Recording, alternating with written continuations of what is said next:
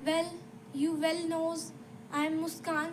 आज मैं आपके सामने लेके आई हूँ एक बहुत ही इंटरेस्टिंग चैप्टर जिसमें बच्चों की बहुत सी क्यूरीज रहती हैं, लेकिन ये वीडियो पूरी देखने के बाद एक भी क्यूरी नहीं बचेगी। और अगर कोई है तो उस डाउट को Like, share and subscribe my channel and press the bell icon to have the links of new इसका videos. सॉल्यूशन जरूर होगा। तो आज हम शुरू करने जा रहे हैं चैप्टर 9 मैथमेटिक्स क्लास 10th के लिए, जो कि है some applications of trigonometry. Firstly मैं आपको बताना चाहूँगी ट्रिग्नोमेट्री की स्पेलिंग TRIGONOMETRY, बिकॉज बच्चे क्या करते हैं, इसमें गलती करते हैं, ट्रिग्नो ऐसे लिखते हैं, लेकिन ये बहुत गलत हो जाएगा। तो ध्यान से, यहाँ पे ओ साइलेंट है तो इसको सही लिखें। तो अभी हम शुरू कर रहे हैं some applications of trigonometry chapter number 9। तो अभी हम शुरू कर रहे हैं। सबसे पहले हम इसका एक इंट्रोडक्शन करेंगे इस चैप्टर के बारे में, कि इस चैप्टर में हमें क्या क्या पढ़ने को मिलेगा।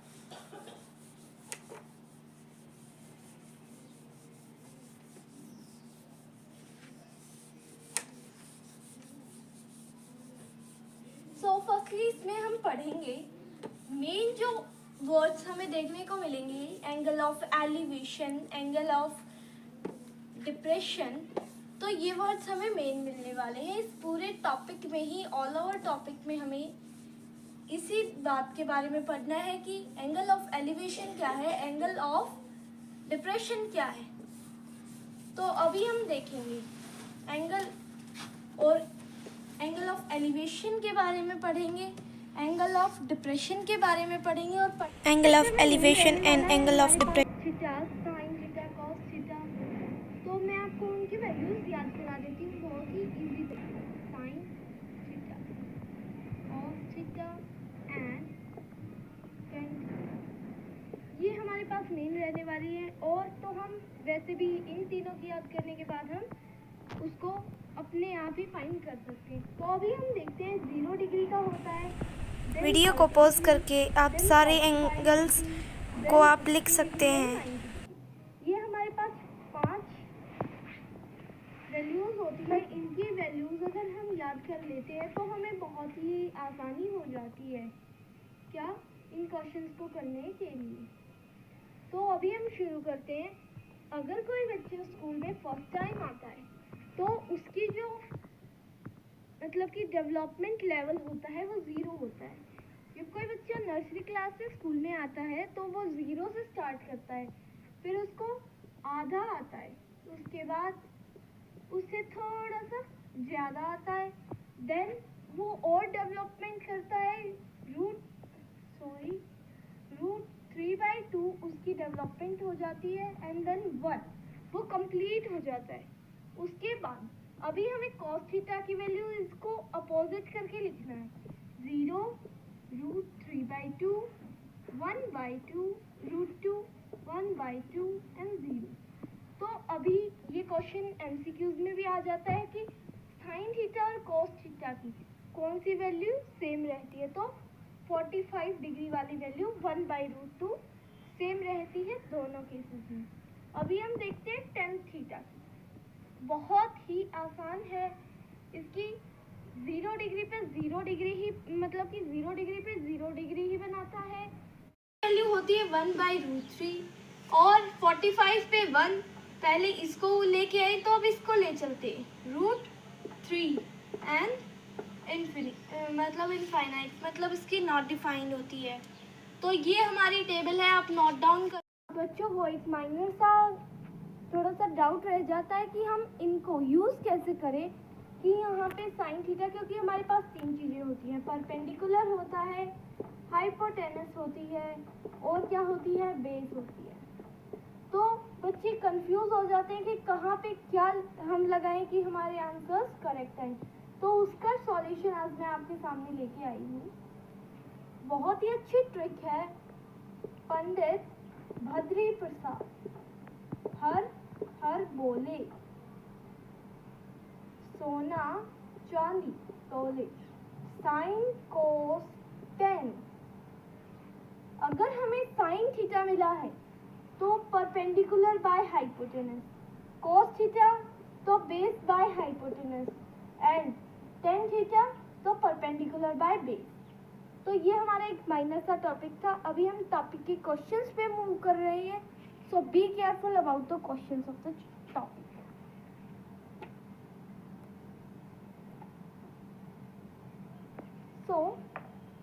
मैंने आपको बताया था एंगल ऑफ एलिवेशन और एंगल ऑफ डिप्रेशन के बारे में। तो वो क्या होता है, यहाँ पे मान लो कोई एंटिटी खड़ी है और वो कोई नीचे से कोई एंगल बना रही है, कोई साइड कर रही है, मतलब कोई देख रहा है, तो वहाँ पे एक एंगल बनता है। अभी मैं ऊपर देख रही हूँ तो यानी कुछ ना कुछ एंगल जरूर बना है। तो ये एंगल जो नीचे से ऊपर बनेगा वो एंगल ऑफ एलिवेशन कहलाएगा। और अगर कोई ऊपर बैठा है और ऊपर से नीचे वाले इंसान को देख रहा है तो वहाँ से एंगल ऑफ डिप्रेशन बनेगा। Got it? So now let's come to the point.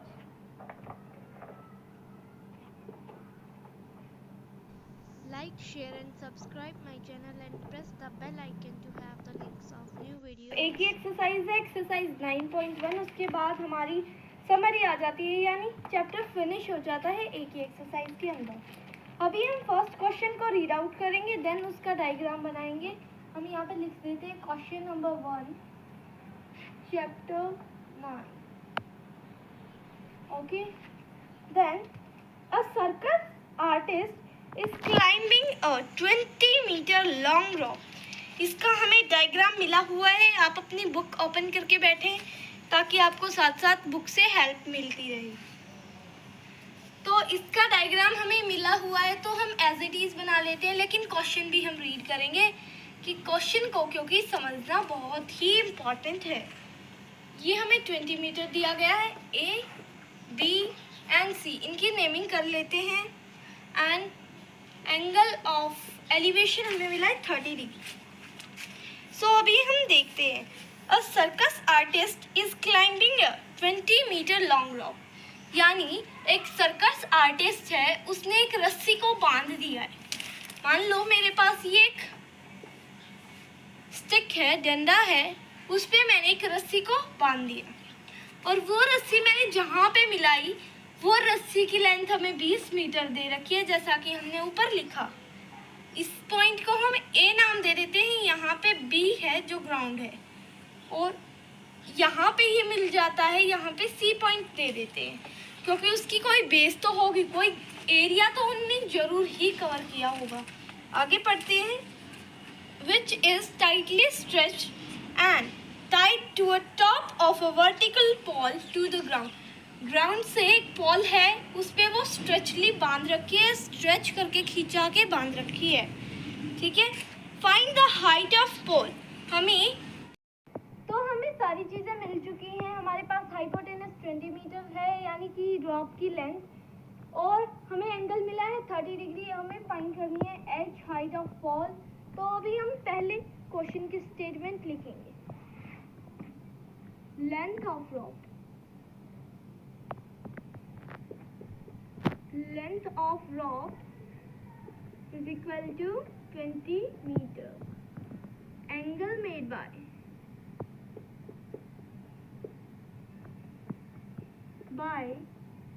rope is equal to 30 degree.